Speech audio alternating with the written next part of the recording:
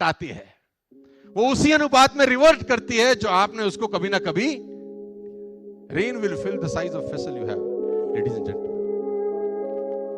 बात समझ में आ रहा है तो बोलो हाँ, are you with me? Belief system से होता क्या है? मुझसे सारे पूछते हैं कि बिलीव हो गया आपको, हमको विश्वास हो गया कि विल रूल द वर्ल्ड, हमको विश्वास हो गया बिकम एन आईएएस ऑफिसर और अ डॉक्टर और अ इंजीनियर और अ चार्टर्ड अकाउंटेंट और to build a company of 1000 crore 2000 crore rupees. मैं ऐसी कंपनी में जाता हूं जिनका टर्नओवर 20,000 करोड़ रुपीस का है, तो उनको बोलता हूं थिंक कि हम 30,000 करोड़ कैसे होंगे? तो बोलो सर पागल हुआ, 5% ग्रोथ सोचते हैं, 10% ग्रोथ सोचते हैं, ये साला 50% ग्रोथ कौन सोचता है? तो मैंने बोला हम सोचते हैं।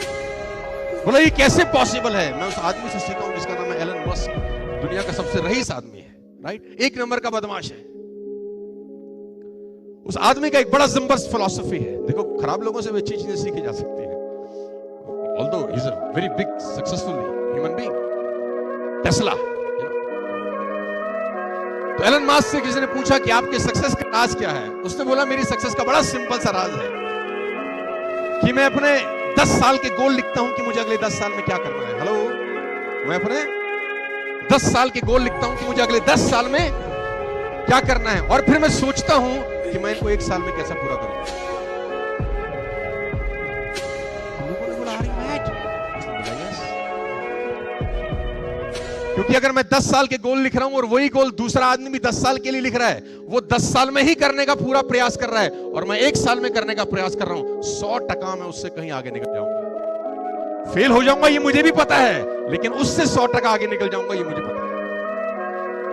मैं लोड ले रहा हूं अपने ऊपर, मैं कंफर्ट जोन में नहीं बैठना चाहता। तो जब मैं 20,000 करोड़ की कंपनी के पास जाता हूं तो मैं उनको बोलता हूं कि think how you become 30,000 crore rupees company. Thought process, दिमाग पे से एक्सरसाइज कराइए।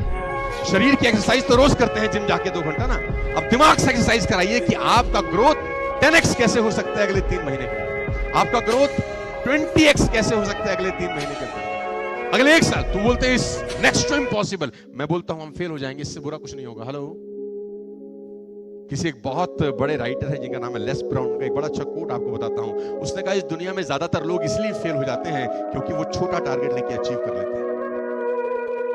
छोटे टारगेट लेकर अचीव करने से बेटर है कि बड़ा टारगेट लेके फेल हो जाए। इट्स वेरी इंपॉर्टेंट कि आप बड़ा टारगेट लें और फेल हो जाएं, बनस्पत इसके कि छोटा टारगेट लेके पास हो जाएं। आपने 10,000 करोड़ की कंपनी के बारे में सोचा और 50% भी पास हो गए तो 5,000 करोड़ होता है। आपने 100 ही करोड़ के बारे में सोचा और 100% भी पास हो गए तो 100 करोड़ होता है। It's all about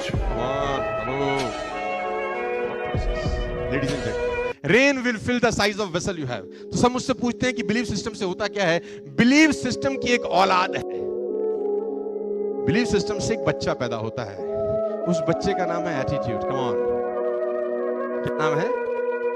जब आपको बिलीव होता है ना कि yes I will do it, मैं ये कर जाऊंगा, साला आपका एटीट्यूड चेंज हो जाता है, आपका बॉडी लैंग्वेज बदल जाता है, आपकी टोन चेंज हो जाती है, इवन आपका हैंड शेक करने का पैटर्न चेंज। आप मिलिए लोगों से, इर्द गिर्द में लोगों से मिलिए जो डिमोटिवेटेड है, जो ढीले ढाले हैं, जिंदगी में कुछ टारगेट गोल सेटिंग नहीं है, आप उनसे हाथ मिलाइए। वो हाथ मिलाएंगे नहीं, वो हाथ दे देंगे, आप ही मिलाएंगे। उनसे नाम पूछिए, क्या नाम है? सुमित। अरे बाप ने इतनी मोहब्बत से रखा है भाई, कॉन्फिडेंस नहीं। गाइस, बिलीव सिस्टम का एक औलाद है जिसको बोलते हैं एटीट्यूड। जैसे आपका बिलीव, हमारा बिलीव सिस्टम सेट हुआ 99-2000 के अंदर। यस यार, हमारे पड़ोस में एक अंकल थे, वो चलाते थे मर्सिडीज बेंज। अपने को ये लगता था कि जब ये अंकल जी मर्सिडीज चला सकते हैं तो हम भी कम ऑन चला सकते हैं। मेरे पापा ने बोला ये बहुत बड़े इंडस्ट्रियलिस्ट है, इनके पास बहुत पैसे हैं। तो मैंने बोला ये माँ के पेट थोड़ी लायक है, ये भी तो यही मार्केट में ग्रो हुए, अगर ये कर सकते हैं तो पापा। और धीरे धीरे धीरे धीरे करते हुए हम खड़े होकर एक चीज बना दिया। एटीट्यूड बहुत इंपॉर्टेंट रोल प्ले करता है। एक एग्जांपल देता हूं, सुनना चाहेंगे तो बोलिए हाँ। बहुत फेवरेट एग्जांपल है मेरा, कम से कम 100, 200, 500 बार दे चुका हूं। हाँ बोलेंगे तो सुनाऊंगा, क्योंकि आप ना बोलते तो सुनाता हूं मैं फिर भी। आप में से कितने लोगों ने जंगल सफारी किया है? मैं भी जिस रास्ते से आया वो तो पूरा जंगल टाइप रास्ता है यार, खतरनाक, दिख ना जाए मैंने कहा कुछ। आप लोग जंगल गए हैं? Come on. सबसे तेज कौन सा जानवर दौड़ता है जंगल में? श्योर? सबसे ऊंचा जानवर कौन सा होता है? Come on. जिराफ, बच्चे ने बताया, वाह। सबसे भारी जानवर कौन सा होता है? Come on. एलिफेंट। और क्लेवर जानवर कौन सा होता है? Are you sure? सबसे क्लेवर फॉक्स, सबसे तेज चीता, सबसे ऊंचा जिराफ और सबसे भारी एलिफेंट, हिप्पोपोटामस, कुछ भी आप बोल सकते हैं। अब मेरा अगला क्वेश्चन ये है, इन चारों में से जंगल का राजा कौन सा होता है? मैंने इन चारों में से पूछा।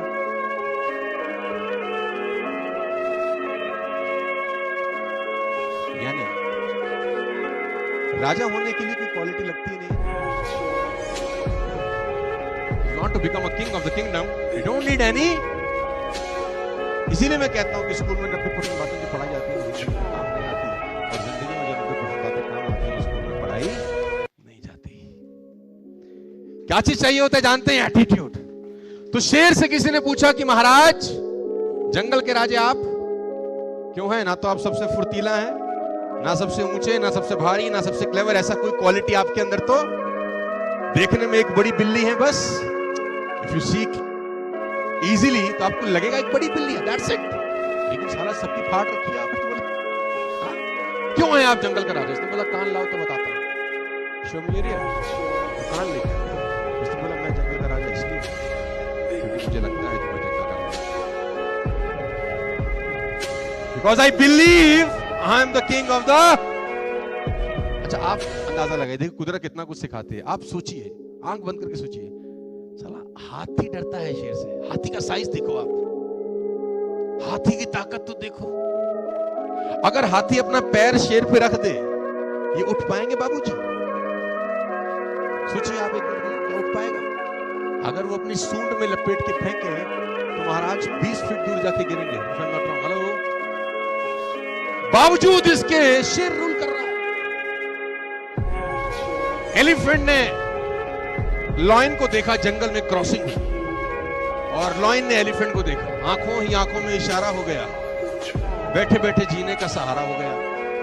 दोनों ने देखा एक दूसरे को। तो जैसे ही एलिफेंट ने लॉयन को देखा, एलिफेंट के दिमाग में एक थॉट आया, पूछे क्या? ईटर, ये साला मुझे अब खाएगा। डिफेंसिव मोड में चला गया। और लॉयन ने जैसे एलिफेंट को देखा,